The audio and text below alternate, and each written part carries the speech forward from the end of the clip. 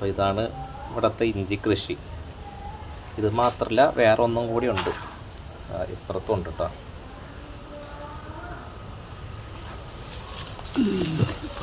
ഇത് പാകമായിട്ടോ നമുക്ക് ആയോന്ന് എനിക്കറിയില്ല. ഒരു 4-5 മാസമൊക്കെ ആയിട്ടുണ്ട് ഞാനിവിടെ വെച്ചിട്ട്. അതിന്റെ മുകളിലുള്ള 2 കിഴങ്ങാണ് ഞാൻ 2 കഷ്ണം ഇഞ്ചിയാ കൊണ്ടുവരുന്നത്. ഇതൊക്കെ ഇഞ്ചി തന്നെയാണ്. ഒന്ന് നോക്കട്ടെ എങ്ങനെയുണ്ട് എന്നുള്ളത്. ഒന്ന് പറിച്ചു നോക്കാം. അപ്പോൾ നമ്മുടെ ഇഞ്ചി കൃഷി വിളവെടുപ്പാണ് കേട്ടോ. അതെന്താ പിടിച്ച് കുലുക്കിയത് മൊത്തത്തിൽ?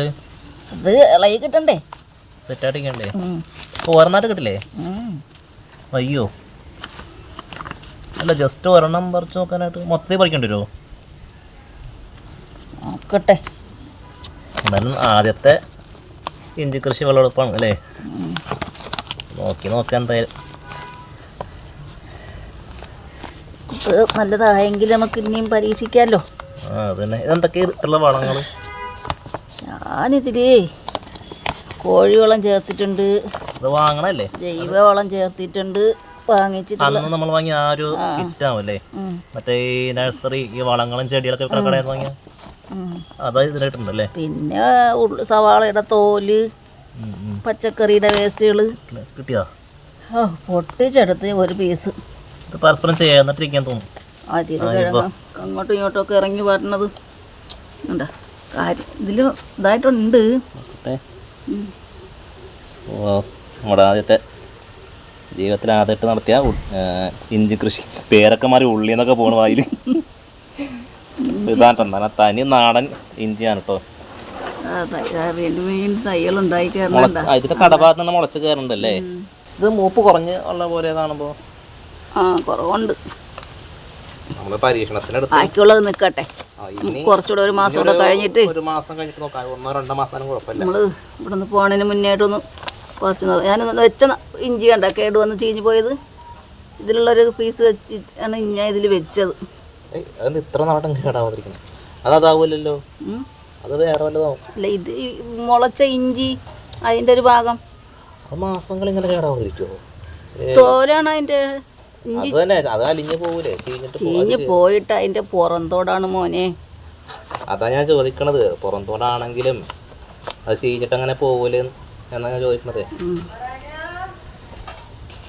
അപ്പൊ നമ്മൾ ഒരെണ്ണം എടുത്തിട്ട് ബാക്കി സാമ്പിൾ എങ്ങനെയുണ്ട്, ഇത് പാകമായെന്ന് അറിയാനായിട്ട് ഒരെണ്ണം നമ്മൾ എടുത്തിട്ടുണ്ട്, ബാക്കി അവിടെ തന്നെ വെച്ചിരിക്കും.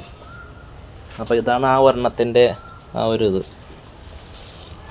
ഇതിനെപ്പറ്റി പറയണമെന്നുണ്ടെങ്കിൽ എന്താ നമ്മുടെ മറ്റേ ഇത് പറയും പോലെ എന്താണ് അതല്ല, ഈ ഉപയോഗിച്ചിട്ടുള്ള സാധനങ്ങളുടെ എന്താ റിവ്യൂ ഇഞ്ചി കൃഷിയുടെ റിവ്യൂ പറയണമെന്നുണ്ടെങ്കിൽ ഗൈസ് ഇതിങ്ങനെയാണ്. അപ്പോൾ ഒരു ഏകദേശം 4-5 മാസമായിട്ടുണ്ട്.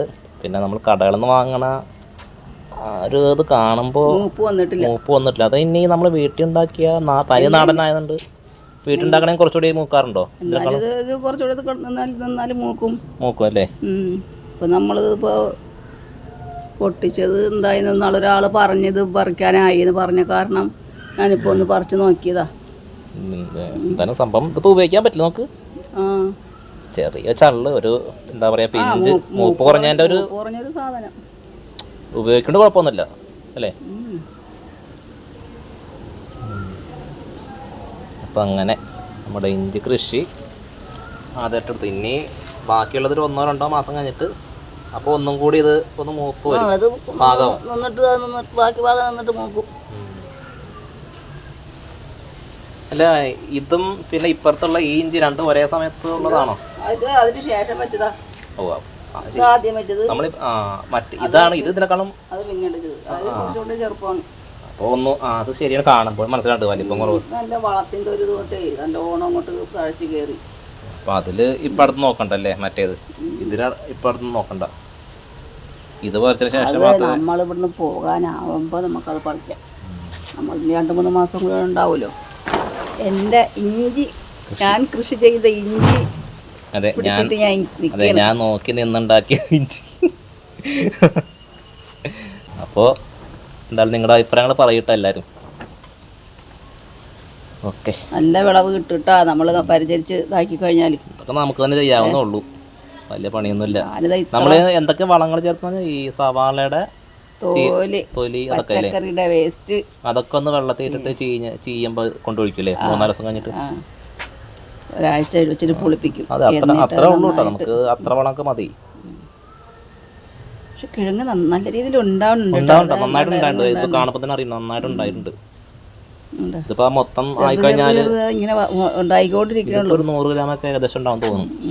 ഇതിപ്പോ ആ നിൽക്കണ മൊത്തം കൂട്ടണമെങ്കിൽ ഒരു 1/2 കിലോ ഒക്കെ ഉണ്ടാവും പൊട്ടിച്ചു വരുമ്പോൾ. ഒക്കെ ഉണ്ടാവും. ഇനി അവിടെ നമ്മൾ ഉപയോഗിക്കാൻ വേണ്ടി മേടിച്ചതിലുള്ള മുളച്ചിട്ട് 2 ഭാഗം ഇനിയും നിൽക്കുന്നുണ്ട്.